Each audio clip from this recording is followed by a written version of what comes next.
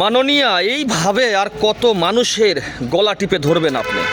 আজ অনুব্রত মণ্ডলের যে কল রেকর্ডটা ভাইরাল হয়েছে, এই ভাইরাল সোশ্যাল মিডিয়ায় এবং সংবাদ মাধ্যম থেকে প্রকাশ করার জন্য আপনি একের পর এক মিডিয়া চ্যানেলগুলোকে হুমকি ধামকি দিচ্ছেন।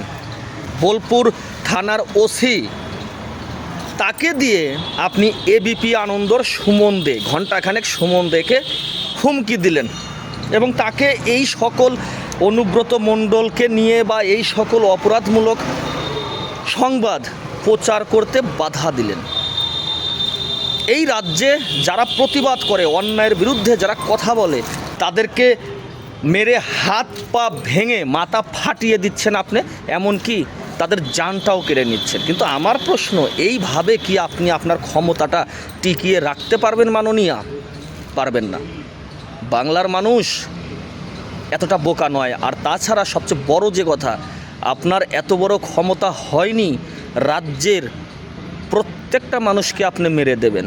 কতজনকে মারবেন আপনি কতজনকে মারবেন? আমি আপনার বিরুদ্ধে যেমন কথা বলছি, এই রকম দীপক সূত্রধর এই রাজ্যের প্রত্যেকটা ঘরে ঘরে আছে। আপনি কতজন দীপক সূত্রধরকে মারবেন মাননীয়া?